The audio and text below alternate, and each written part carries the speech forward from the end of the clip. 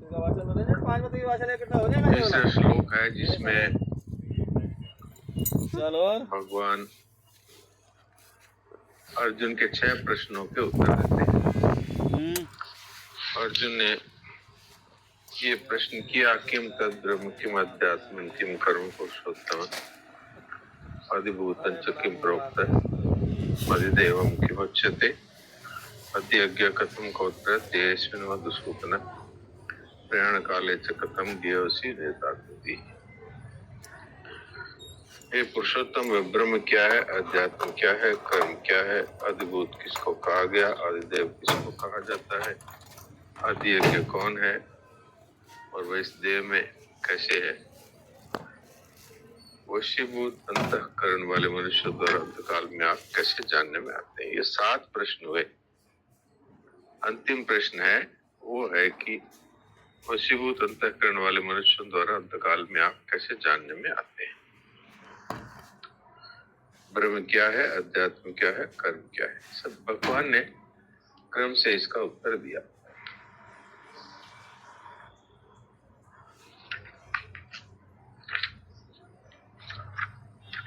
अक्षरम ब्रह्म परमम, यहाँ निराकार ब्रह्म है, वो उसी को अक्षर कहा गया।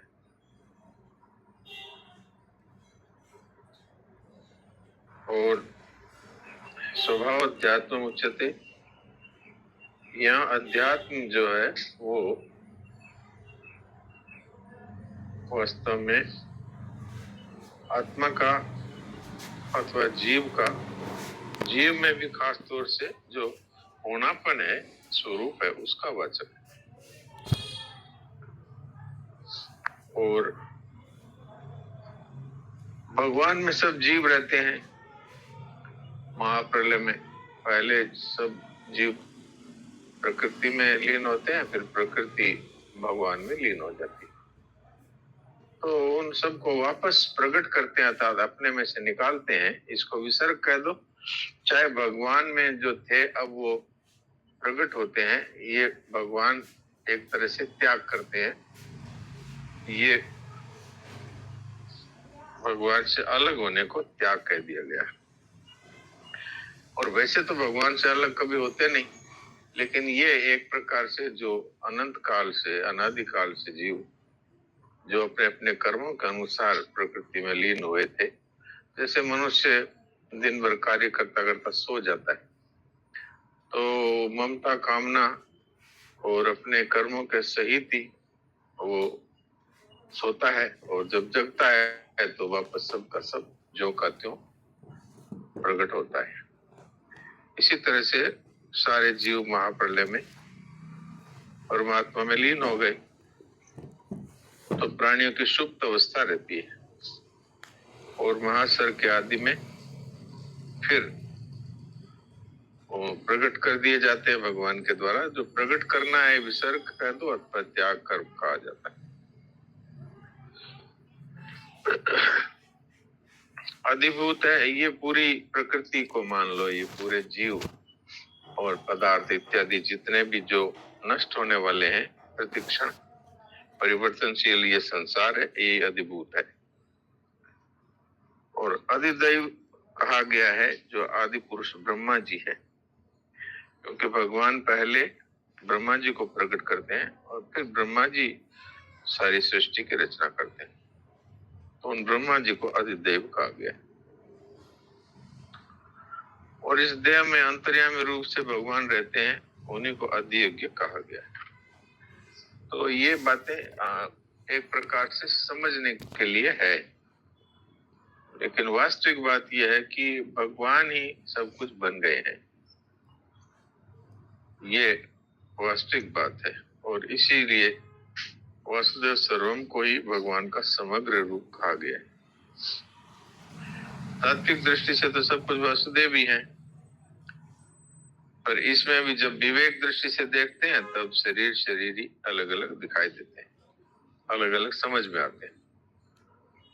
उपासना की दृष्टि से परमात्मा है और जीव है और ये संसार है।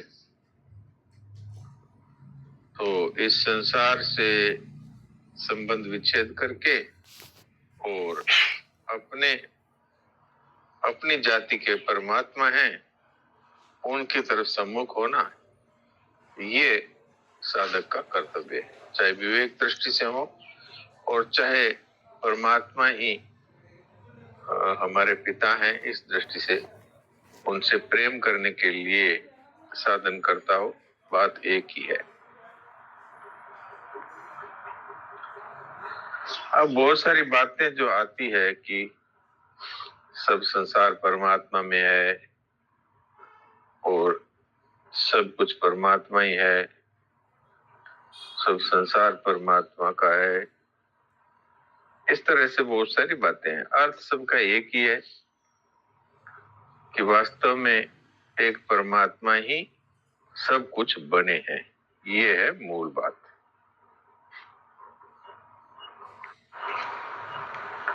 अब साधक और असाधक की बात बताई है, अथवा साधक और संसारी की बात बताई गई है। सदा रहने वाली शांति और आनंद सुख मिले और अशांति दुख का लेश भी न रहे, ऐसा विचार करने वाले साधक कहलाते हैं। और जो संसार में ही रचे पचे हैं, संसार के सुख दुख भोगने में बस लगे रहते हैं, उनको इससे ज्यादा भी कुछ होता है इस बात का कोई उनको न तो विचार है न ऐसी कोई उनकी इच्छा है। वो इसी में पड़े रहने में ही अपनी इतिश्री मान लेते हैं, तो ऐसे है वो संसारी कहलाते हैं। सत असत सब कुछ परमात्मा है, परमात्मा न सत है न असत है, और परमात्मा सत असत से परे भी है। इस तरह गीता जी में भिन्न भिन्न भगवान के वचन आते हैं। तो ये सब के सब वचन कहे जाते हैं साधकों की अलग अलग रुचि योग्यता के अनुसार समझने के लिए।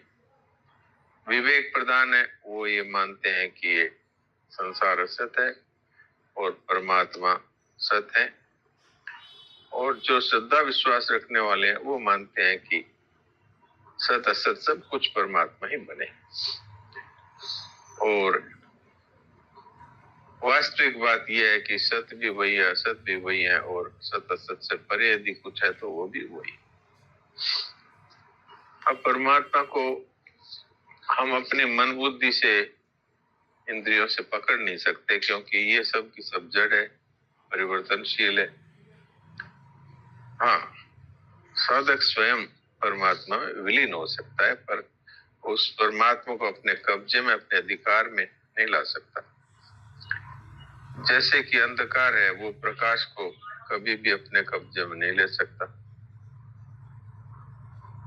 बल्कि प्रकाश में विलीन हो जाता है, अर्थात अपनी सत्ता खो करके उसी में मिल जाता है। ऐसे ही जीव है, वो परमात्मा को अपने वश में नहीं कर सकता, प्रत्युत स्वयं परमात्मा में लीन हो सकता है, क्योंकि वो उसी की जाति का है।